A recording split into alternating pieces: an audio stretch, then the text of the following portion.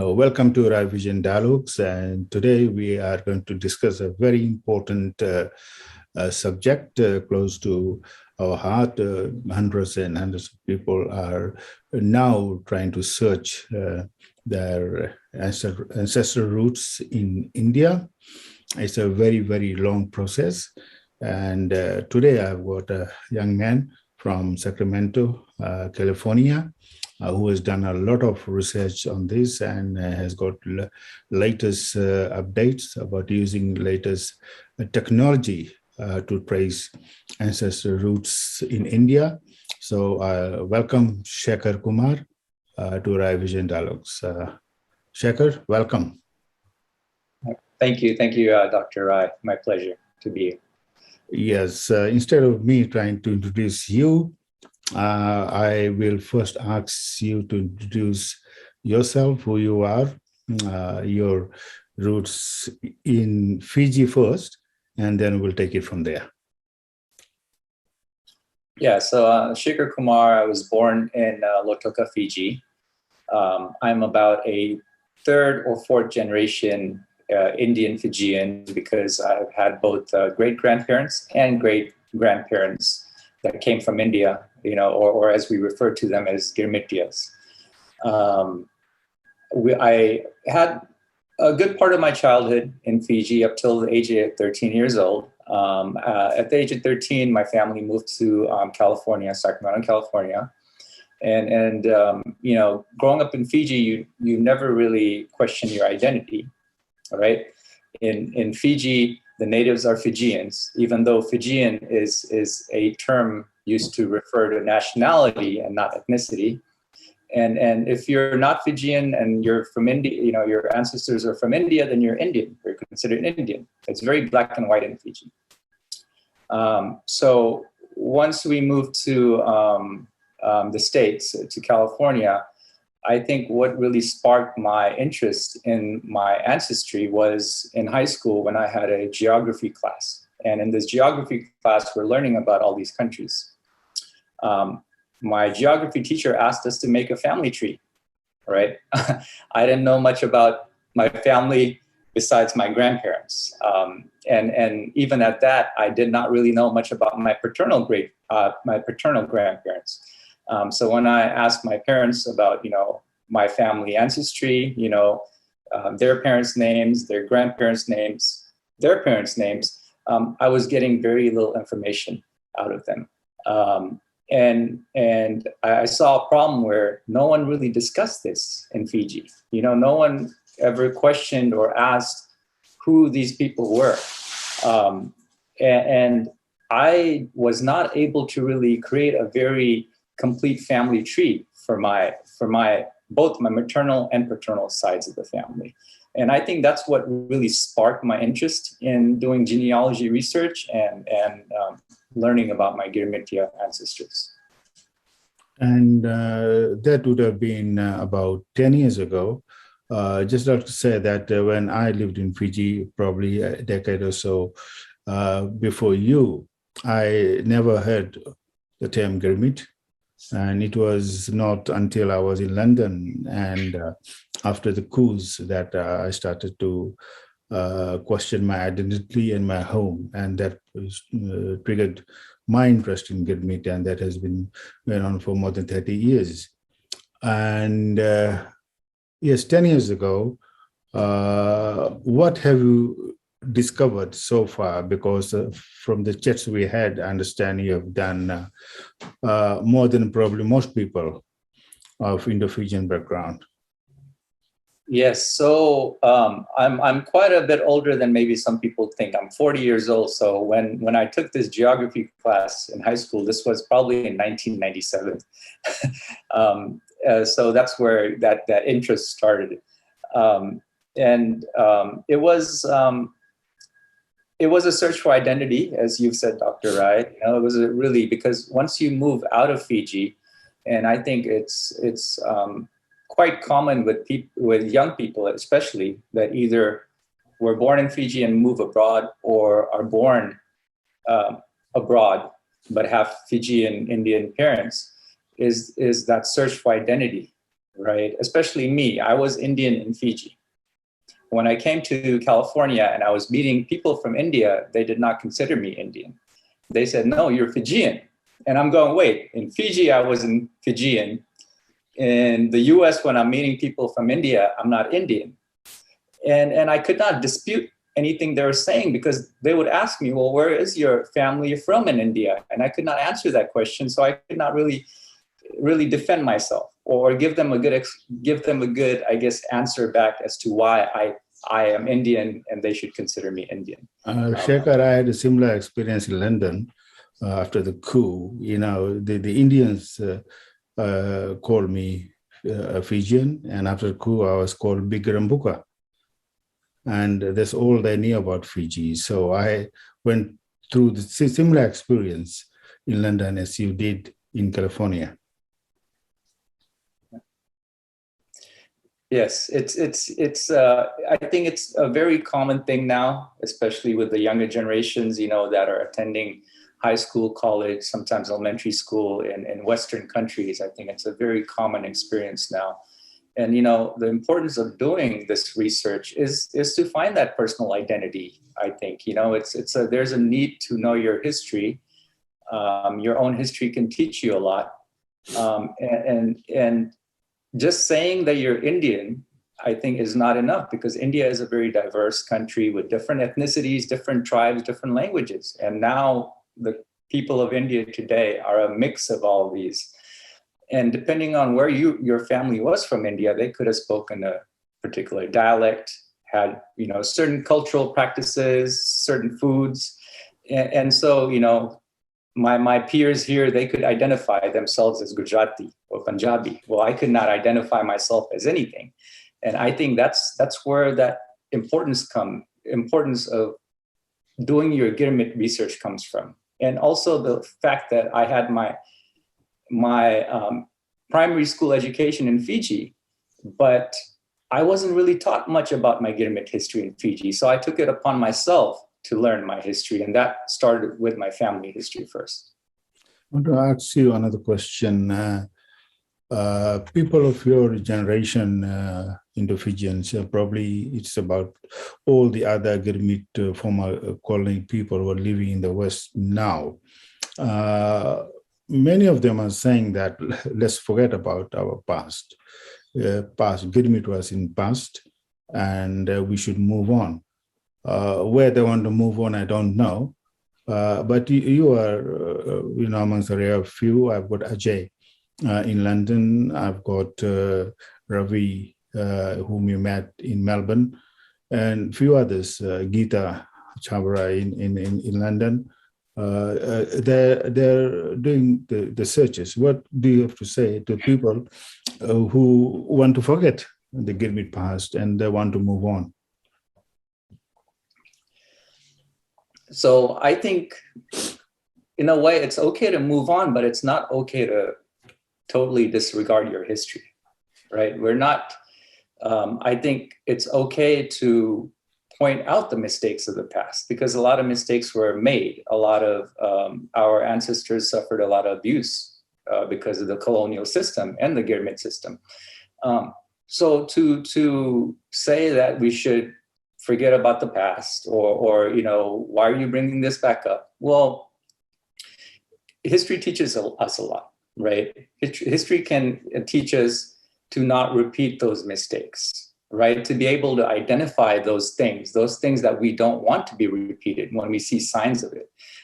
So when it comes to, people telling me, and I think anyone that starts their genealogy journey or ancestry research journey is going to encounter people that will, as in Fiji Hindi, we say, ka karega jaan ke, which roughly translates to, what are you going to do with this information? Why is it important? It shouldn't be important to you. But I think on a personal level, it is important to me. I need to know my history to know where my ancestors came from and to know the abuses they suffered. There's nothing wrong with talking about these things. So I'm not sure why people are reluctant to talk about it. You have traced a number of your ancestors back to India. quite a few of them. Would you like to share a bit about them? Yes. So, I was born in 1981. So being a third or fourth generation Indian Fijian, means that I'm going to have a lot of Girmitya ancestors. I think with every generation, and this is one of the challenges I think we're going to talk about later, with every subsequent generation, it becomes more and more difficult to trace your ancestry back to India and to find your Girmitya ancestors. Myself, I've had 15 Girmitya ancestors. Out of that 15, I've been able to trace 12 of them. Wow. Most of them, or actually, to this point, all of them have come from Uttar Pradesh. Let me correct myself. There was one or two surprises in there. So one of them came from Nepal, very close to the Uttar Pradesh border, and we didn't know that this man was from Nepal. And then there's another ancestor that it's hard to determine whether he was from Nepal or India, because there's some records I found in Fiji from the Fiji records that state he was from Nepal, and other states that he was from India. So when I started doing this research, you really do find some eye-opening facts about your own family. Well, you do have some Nepali looks. People say I do as well, because our common grandparents are very close to the border of Nepal. So it could be the border region or even Nepal, because we know that our relatives from Singatoka are Nepalis as well. Yes. And just growing up, my maternal grandfather, who looked very East Asian. His features were very East Asian and not really South Asian. So so did some of his offspring. So I do not doubt that there was some Nepali ancestry a few generations ago. Yeah. Even 20 years ago, Shekhar, when I started doing the searches, I knew that time was running out very fast. Because the reservoir of knowledge about our Indian ancestors are with our elders.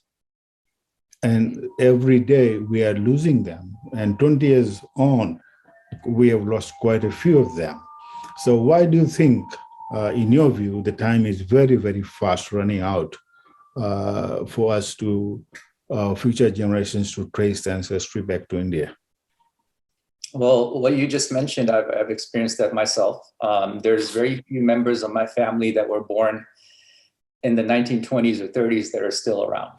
And if you can find these individuals, they don't have to be from your immediate family. They can be from your extended family. If they're still around, they're a great resource for family ancestry information. And within, I would say, the next decade, it's a fact that these individuals will be gone, and that information will be lost unless someone talks to them and extracts their information from them.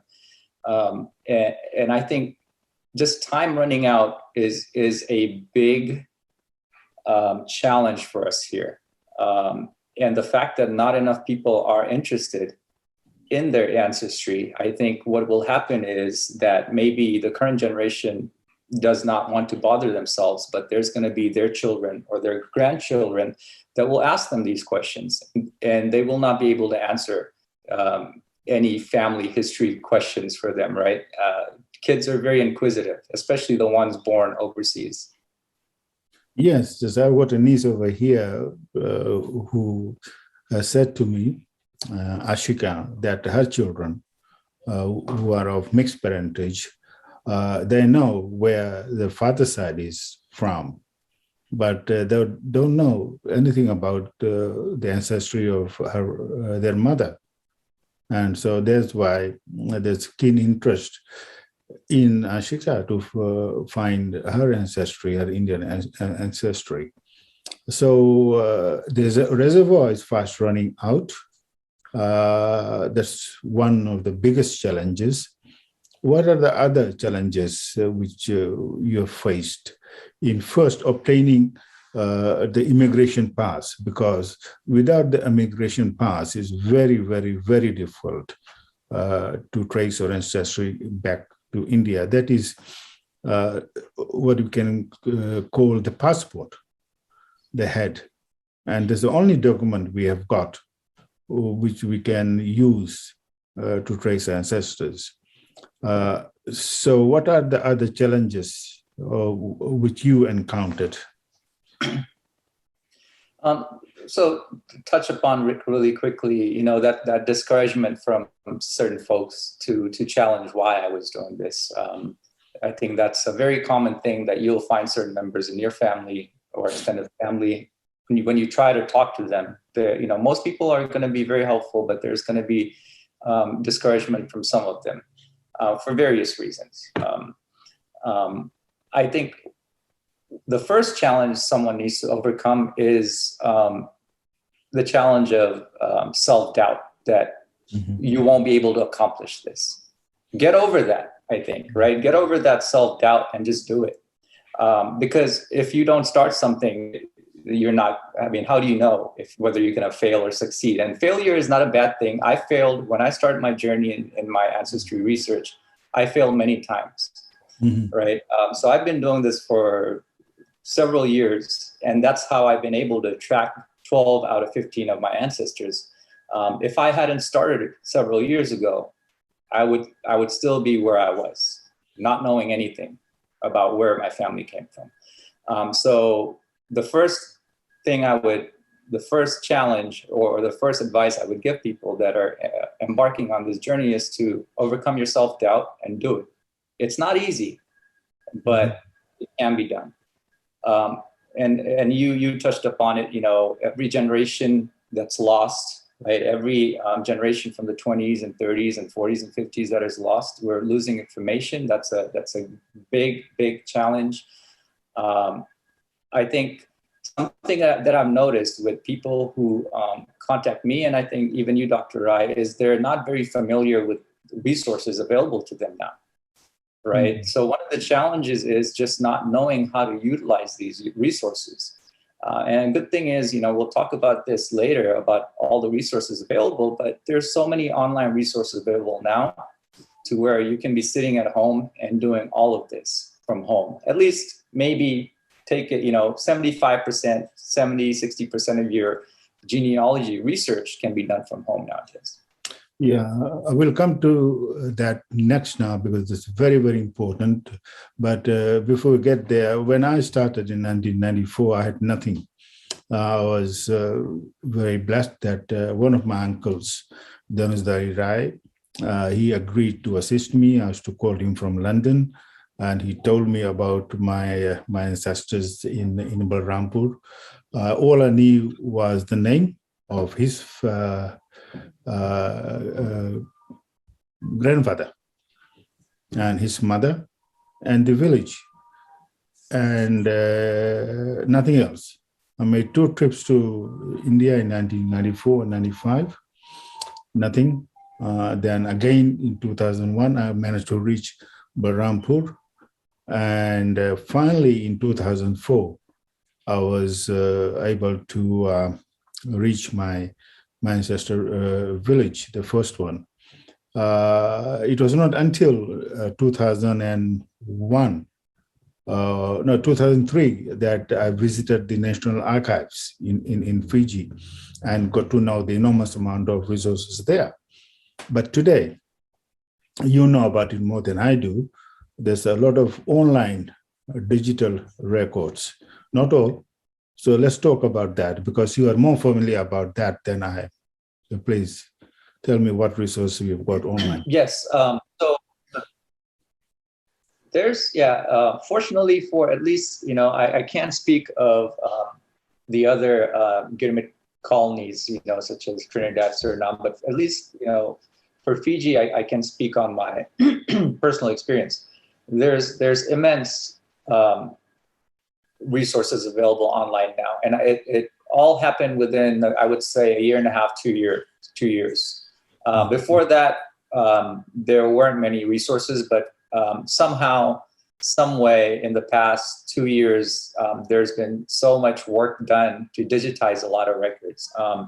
The first records, digital records that I came across were the Indian immigration passes. That is your end game, right? That is what you get to later on in your research. So unless you have very good data already about your family, you can't really do much with those records. But the Indian immigration passes were made available online from the National Library of Australia. They have an online service called Trove, Trove. If you just Google it, you'll be able to find these Indian immigration passes. They are not indexed, which means that you cannot search. You can't do like an index search or a search on it. You have to know exactly which ship your ancestors came on, or your ancestors' first name, and their father's name. Sometimes their caste is useful to know. So that's one of the resources. The next big one, I think the most important one to someone that's, starting their ancestry journey, is the Fiji Vital Records. The Fiji Vital Records were made available on Family Search. That's a website, familysearch.org, I believe. That's an online genealogy website. You can use this service on Family Search free of charge. It's called Fiji Vital Records. That's the name of the catalog. This catalog contains Fijian birth, marriage, and death certificates. I think all the way up till 1980 something. I can't think of the range of the year, but it's quite vast. So this Can record I say that for the limited research I did with that record, I think is very, very helpful in finding some of the resources which will help to get the Girmityas. Can you explain a bit more how that can be used to get the name of the ancestral past, ancestors, confirm that ancestor is your ancestor, and so on? Yes, it's, the first thing you want to do is start searching for your immediate relatives, right? I don't think you will find your parents' records on there much. I feel like they are removing some more recent records out of there just for privacy reasons. But if you know the names of your grandparents and their parents, you can start searching for those names. Do keep in mind that spelling is important when you do these searches. And the way I noticed, at least for two of my ancestors, they had two different names recorded on these Fiji Vital Record passes, either the marriage, birth, or death certificate. They had two different but similar names, but two different Indian names, maybe starting with the same letter, ending with it. But so things do keep in mind that the information you're searching for might not always be the correct information. So try to use different variations of names. One strategy I've used is when I haven't been able to find much information about my immediate family or my immediate line of ancestors, is I would start searching for my extended family's records. I think that's very important. A lot of people overlook that. But if you are not finding, say, your grandparents' birth record or your grandparents' marriage record, well, you might be able to find their siblings' records. And guess what? Their siblings' record will still have your great grandparents' name on it, right? So it's when you do your data collection, right? One of the strategies I've used, and I think it's not a big secret, is when you're talking to your relatives and your extended family, ask about the extended family. I think, you create that family tree, make it as big as you can with, your grandparents' siblings and, your aunts and uncles, and maybe put some dates of when people got married, estimates of when people passed away, because all this information you can use to search the Fiji Vital Records to find records. I'll give an example. Recently, after having chat with you. I tried name of my nanny's father. He was called Mathura Gosai. And so I checked Mathura Gosai. Fortunately, there was only one Gosai listed on the list of Girmityas. So I was lucky in that. But I was not sure whether that Gosai was my great-grandfather. So I went in the death records, and I knew what his wife's name was from my mama and others.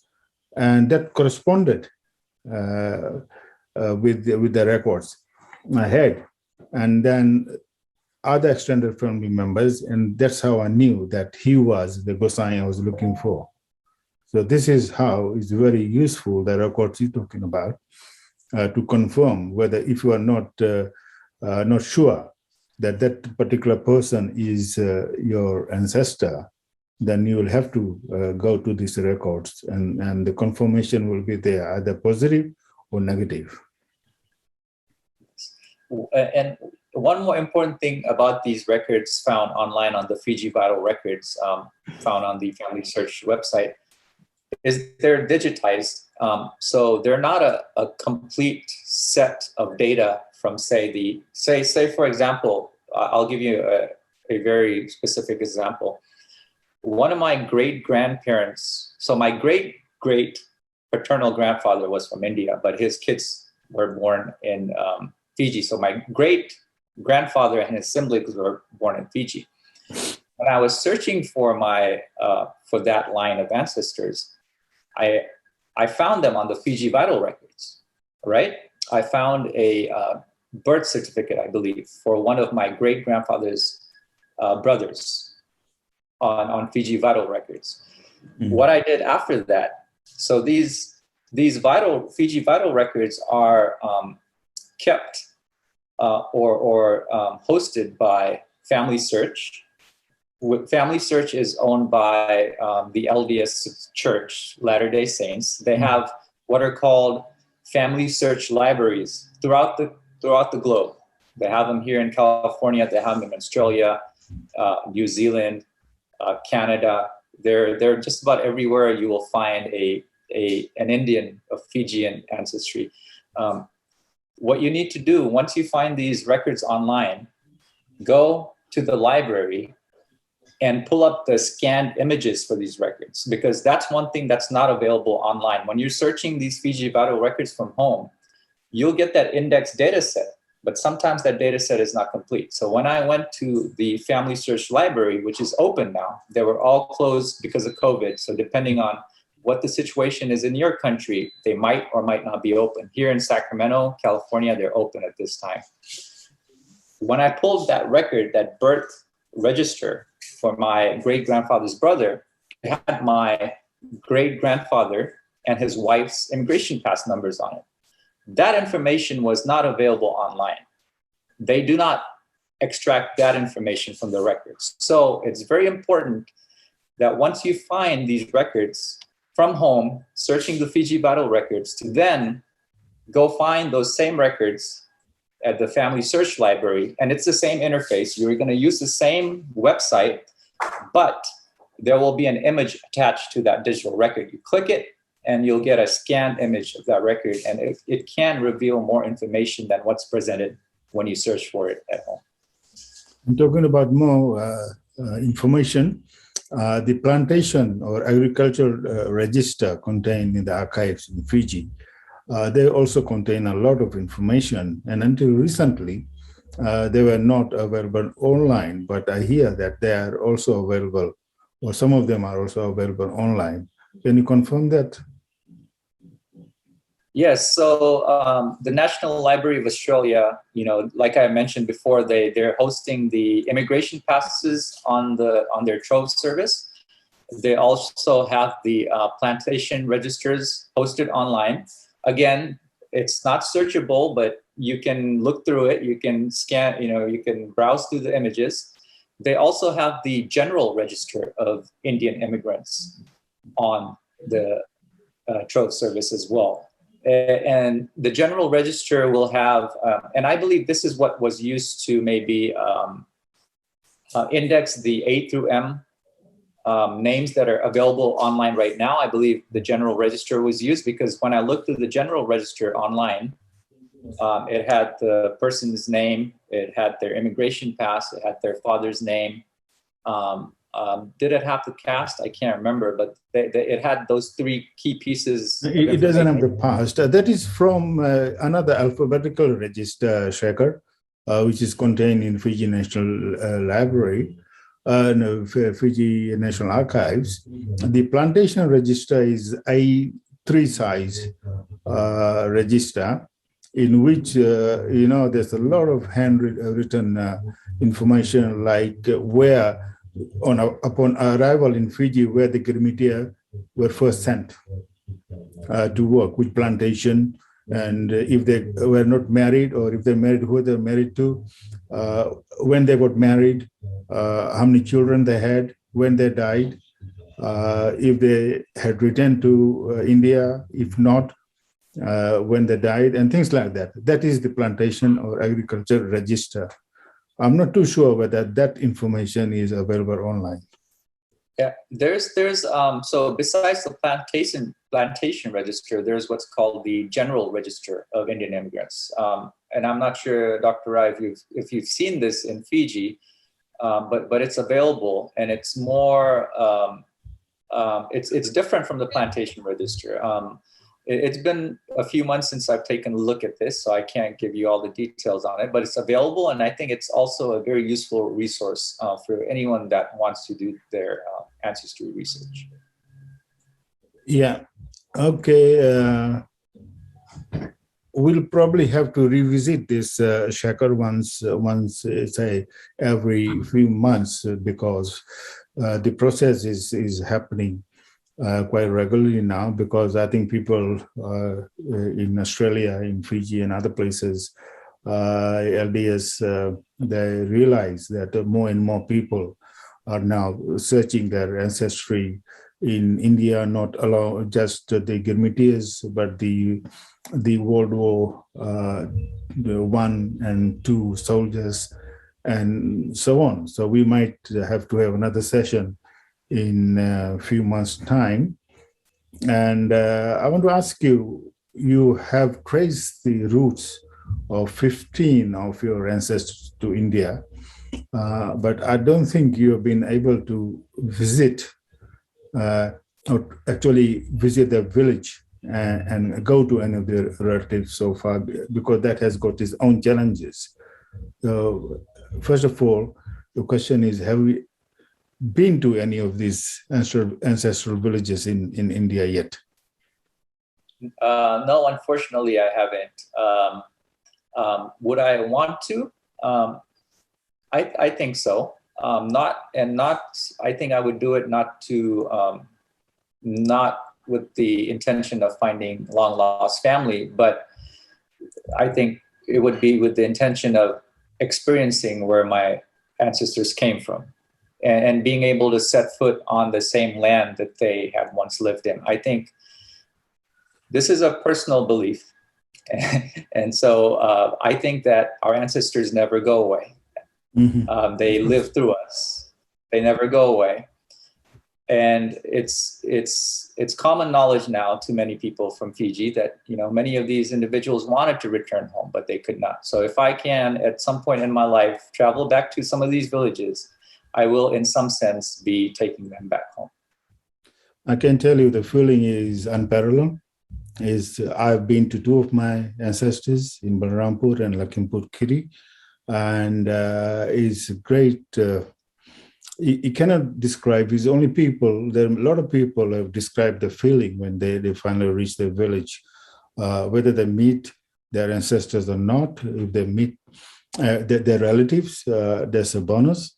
But actually, standing on the ground where once the ancestors walked and played and lived is a very great feeling, and that really connects you back to India, and that's how I feel very connected.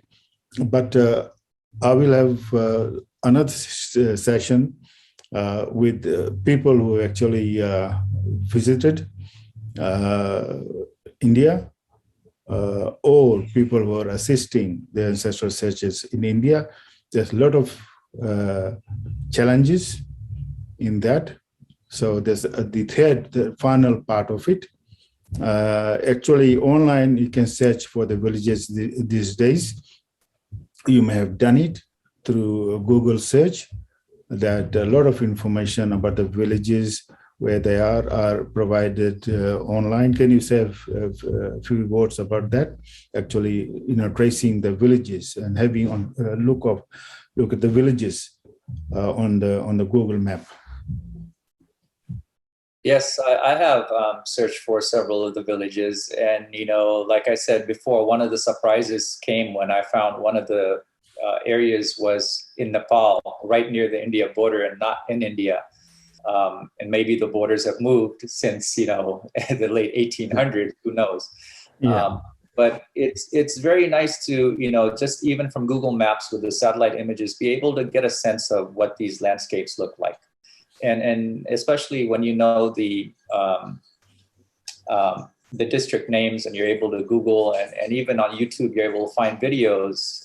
And that's how actually I found one of your videos of your visit to one of our common ancestors' villages.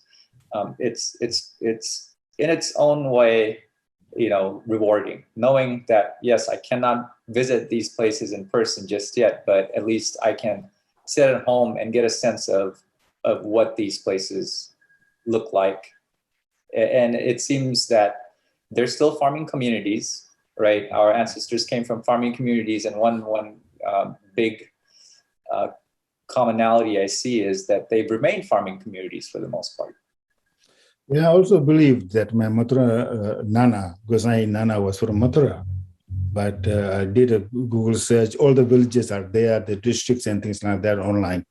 And I was very, very surprised that he was from Maharashtra, near Nagpur. So one of my ancestors are is Marathi. That was surprising to me as well. Okay, we're coming to a close, Shekhar, on this session. Your final thoughts on